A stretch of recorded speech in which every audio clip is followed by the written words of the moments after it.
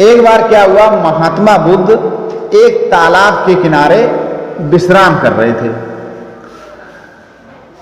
और तालाब में सुंदर सुंदर कमल के पुष्प खिले हुए थे। तो महात्मा बुद्ध जब बैठे थे वहां तो उन सुंदर सुंदर सुंदर सुंदर पुष्प खिले हुए थे कमल के, और उस कमल के पुष्पों से बढ़िया सी खुशबू आ रही थी और महात्मा बुद्ध उस खुशबू को ले रहे थे। थोड़ी देर बाद वो एक यात्री निकला, पथिक निकला, और उसने क्या किया कि कमल के तालाब में घुसा, एक दो कमल तोड़े और लेकर चलता बना। जब महात्मा बुद्ध वहां से चल दिए तो एक स्त्री देवी रूप में प्रकट हुई और उन्होंने महात्मा बुद्ध से कहा कि ये तो महात्मन, ये तो चोरी हुई, आप चोरी करके जा रहे। तो बुद्ध ने कहा मैंने कौन सी चोरी की?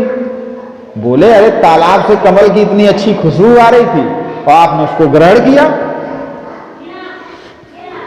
तो उन्होंने कहा कि हमने तो केवल खुशबू ग्रहण की, अभी एक आदमी निकला उसने तो कमल पुष्प भी तोड़े और चला गया, उससे आपने कुछ नहीं कहा।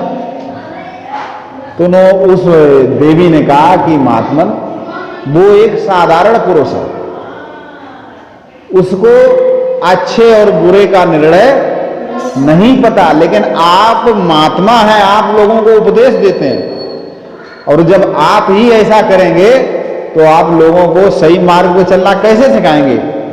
तब महात्मा बुद्ध ने अपने शिष्यों से कहा कि यदि वृक्ष के नीचे फल पड़े हुए हैं, यदि हम उनको ग्रहण करते हैं तो हमें उस वृक्ष का धन्यवाद देना चाहिए, और यदि कोई वहां पर व्यक्ति है तो उससे पूछना चाहिए, अन्यथा वो चोरी कहलाएगी। इसीलिए जब भी हम भोजन ग्रहण करें तो हम भोजन को धन्यवाद दें, ईश्वर का धन्यवाद दें, सूरज भगवान का धन्यवाद दें, सुबह उठकर वृक्षों को धन्यवाद दें जिनसे हम ऑक्सीजन लेते, और यदि हम धन्यवाद नहीं देते तो फिर ये चोरी कहलाएगी।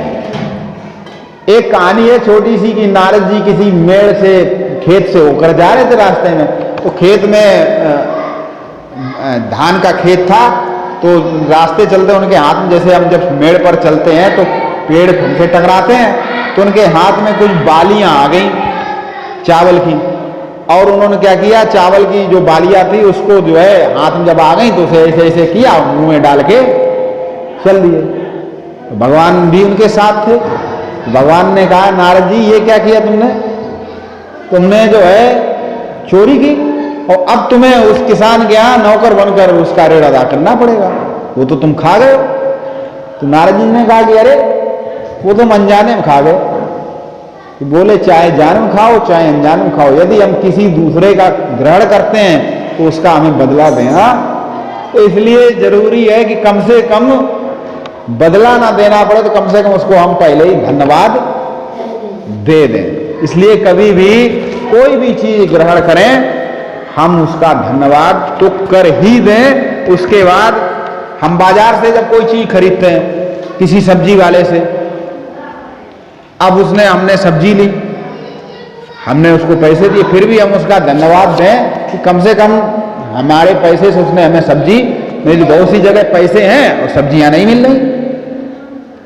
रिक्शे वाले ने हमको बैठाला, किराया लिया, हम उठे चल दिए, तो कम से कम हम उसे धन्यवाद दे ही।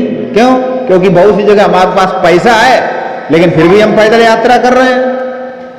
तो कोई भी हमें कोई भी चीज देता है, हमारी सहायता करता है, तो हम उसका धन्यवाद जरूर दें।